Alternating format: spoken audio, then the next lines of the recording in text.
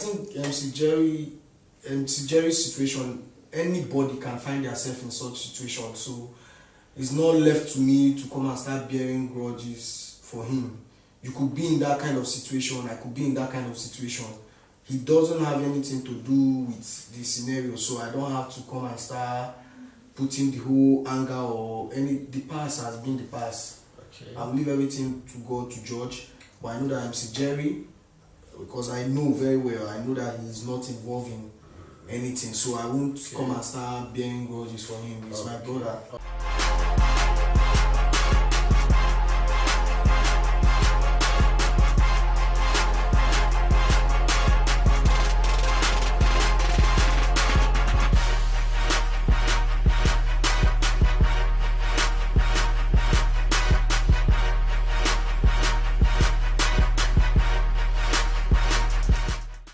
Hello everybody, my name is Ridwan. I'm representing Couch TV. Today we are here at the office of the Nigerian Student Society's current elected president, and we're going to catch up with him, and he's going to give us a bit about what he has encountered so far and his plans for the future. So stay with us. You know, Couch TV will bring you more. Mr. President, you are welcome to the seat on Couch TV. Thank you for having me. Welcome. And I see you have your vice with you today. So, Mr. Vice, you're welcome. Thank you very much. Okay. Before we start, or as we start, I want to say that I have been a follower of the president for a while, even before he became the president. Yeah. You know, the last time we spoke, he was, pursuing a comedy career. Yeah. You know, it's very ironic that a comedian will become the president, Mr. President. Yeah. So everybody knows you by Enah Emeka. Yes. I think this would be an appropriate moment to tell us your full presidential name. My name is Chukwuemeka Ikechukwu. Wow. Yeah, that's the name that I now understand why Enah is preferable. because the name is too long. Yeah. Oh, okay. So, like I said, the last time I spoke to you, you were pursuing a comedy career. Yeah. Is this something that you have kept on hold now to be the president? I won't say I will keep it on hold, but I'll try to reduce it so people don't take me as a joke. Okay. Doesn't mean that I will stop making people laugh. No, I will keep on making people laugh. One of these days I will drop a little video for people to just watch and smile. Okay. So it means that your president is still going to pursue his career, and I don't think it's selfish for him to pursue his career. Yeah. So bear with him. Also, I know this is an ironic question, but I'll ask: do you think the election was a free and fair one? Yeah, I think the election was a free and fair one because the people in charge, both candidates, we don't even know any of them there, so it was a free and fair one. Oh, okay. And I will say, when you came out vying for the position of the president, a lot of people were skeptical, myself included, because you and I know that of late you have been surrounded by a lot of controversies, and a lot of people were saying, Enah Emeka president, I don't think it's going to do anything. What do you have to say to people like that? How do you want to convince us that you are ready for this post? Most people that know me, they just know me as a comedian, someone that jokes too much, someone that is not serious. But believe me, each time I'm on stage, I try to make people laugh. I know that there are people there sitting there that have problems, so I try to watch them and make them laugh.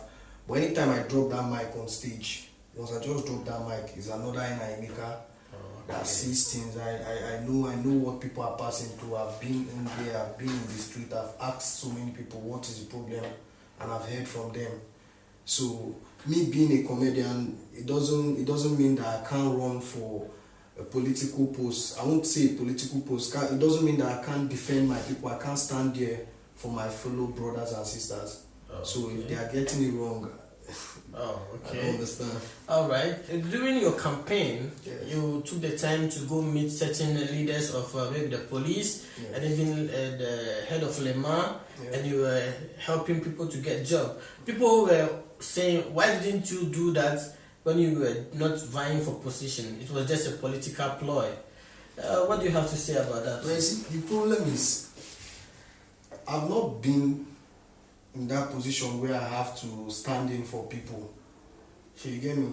I've not been there in that position where I have to stand in for people. But this is something that I chose. Okay, I want to stand in for these people that don't have money to go and pay for school fees. I want to stand in for these people that are being harassed.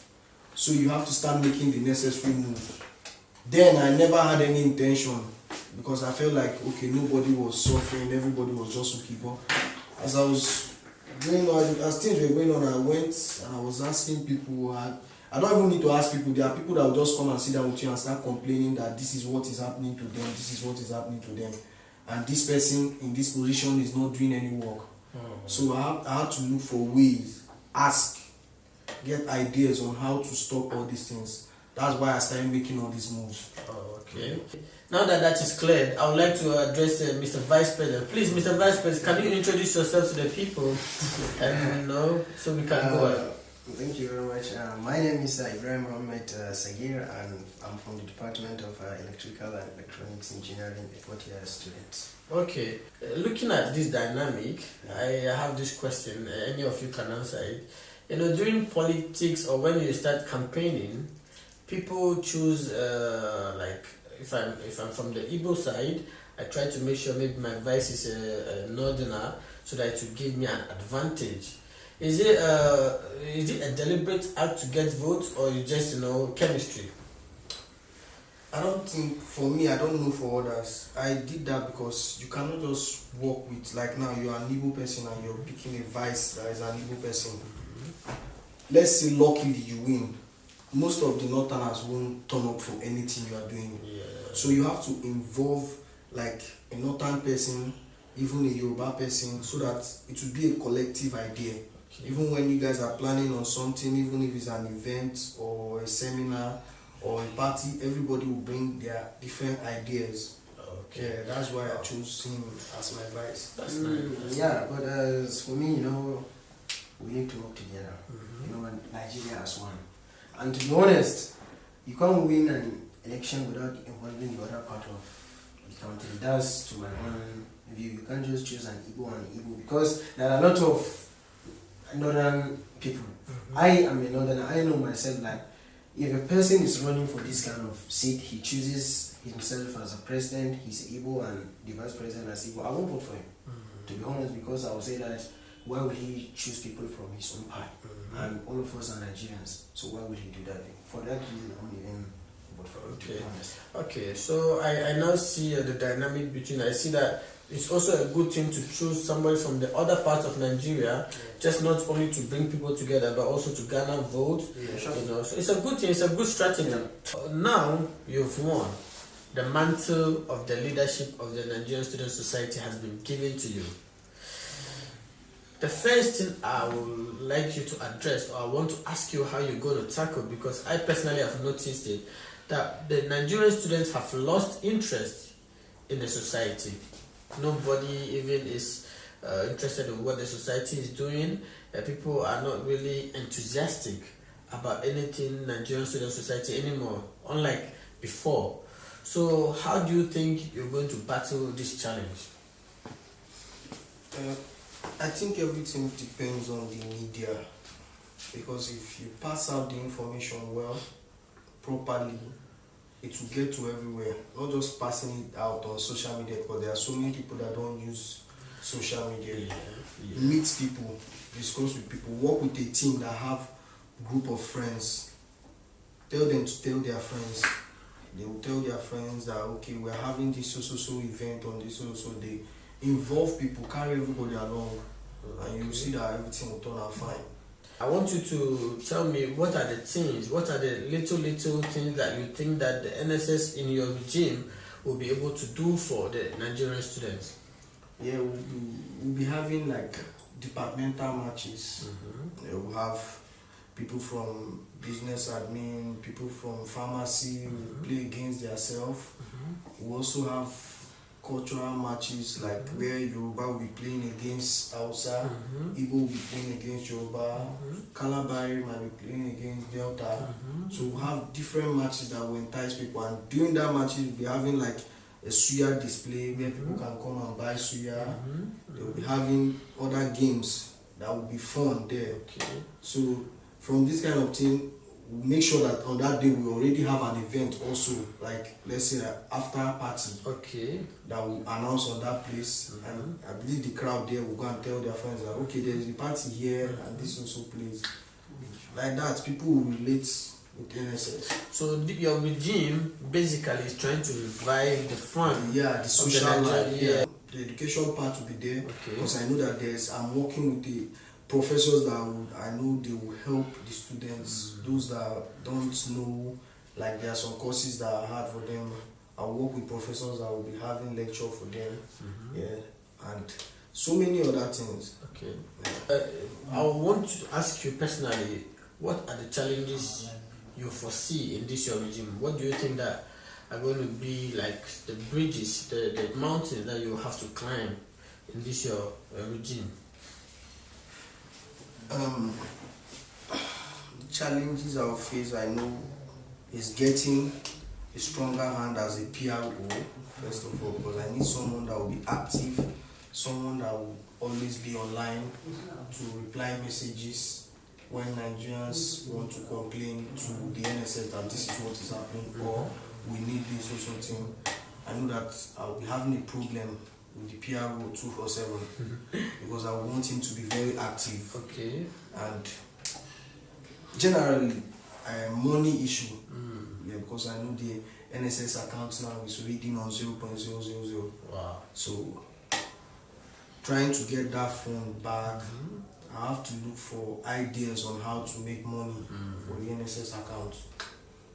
And that's just what I know. And I know people have not been coming out for events before the past regime, so I'll try to bring up ideas that will bring everybody along. So I know that will take a hard way, to take a long way, and I will need people's patience because everything cannot just happen once. Okay. So I would like everybody to be involved in what we are doing. Don't just sit at home and say the NSS is not functioning. We need you to come and join us so that we can function. Okay. Do you have anything to add? Yeah, like I know people are going to expect a lot from Yeah. more especially he's a social guy, Yes. like a sport guy and the rest, you know. So you have to be patient.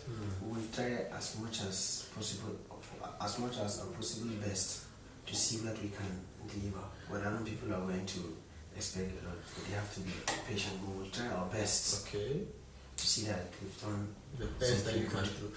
Now, before we round up, I want to give you one scenario. You are in the exam hall. You're writing a very crucial paper, and it happens that you just get information that a Nigerian student is bleeding and they need to take him to hospital immediately. It's a life and death matter. What will be your first course of action, Presido?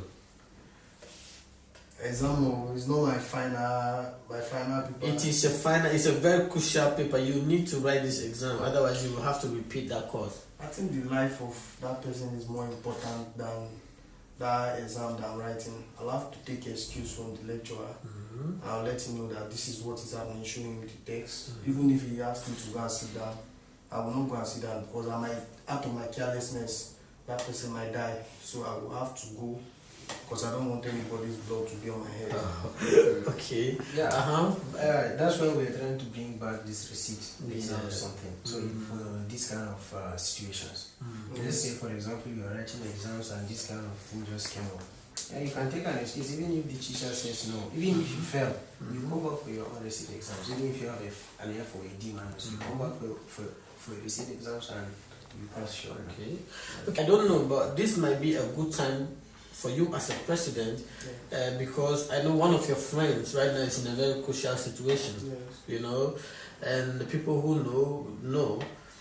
Is it what? And I know a lot of Nigerian students who are in the same position. So what are you going to do as a president to try as much as possible to curtail certain things like this from happening. Prevention is usually better than cure. Okay. Now, Nigerians, I would say, we are what we do. Some people tarnish the image of Nigerians. I won't come and start censoring my words because I want to speak the truth. Okay. Imagine somebody selling bag of weed in this town, and this is where that person is surviving from. At least try and be careful not to tarnish the image of Nigerians. Whatever you're doing, just be careful. That is what I'll say. So you don't involve yourself into police issue, because when you get to police, the only thing I myself can come there and do is explain to the policeman, even if it's to come up with something, a pathologic lie to say, okay, you are not involved. But when the evidence is clear and obvious that you are the person that did this, what can I do? I'm not the law. So I would advise my fellow Nigerians to at least cut down, especially on the weed part, because there are people that stay in their house and they smoke without going out the street to cause problem. But there are those that walk around with teeth in their pockets, which is not, it doesn't make sense. Now when they get that black person, they will just say it's Nigerian. This person is a Nigerian. That means the image of Nigerians you are tarnishing the image. Now if you watch these days in the street, they just stop people anyhow. Because of this thing. Ask you for unnecessary identification, start searching you. So people need to stop like the bad things that you know that you are doing, and it's tarnishing the image of Nigerians. Okay. So in addition to that, because this is the final part of the interview, what are your last words? I'll give you a few minutes, you and the Vice President. What are your last words to the Nigerian students? What should they expect from you, and what do you really have to say to them? Okay. I would expect them to come and meet me anytime they have any problem. Feel free to come and meet me. I'm a very open person. I'm an open book. Speak with me, even if you speak the normal pidgin that we know. Let's converse. Let's think on how to help you. Meet me anytime. My number is out there. You can call me. You can sort out any issue, no matter what, no matter how ugly the issue is. We'll find a solution to it. And I'll need their assistance. Whatever NSS is doing, they should come out for it. They should support us. We need their support, and they should be patient. They should be patient. Vice President, what about you? I would like just to say that people should be patient, and we'll inshallah deliver as much as we can, and we'll inshallah solve people's problem by the grace of God. So thank you very much. You've heard from the current Nigerian Student Society's president and his vice president. They have said a lot. We have been able to tackle as much issue as we can. And hopefully in the future we will come back here, and then they will be able to tell us what they have done, whether they held on to their promise or they did not. We ask them here again, and then they will tell us. Again, my name is Ridwan, and this is the Seat on Couch TV. Until next time, goodbye. Thank you very much. Thank you for having me. Thank you very much.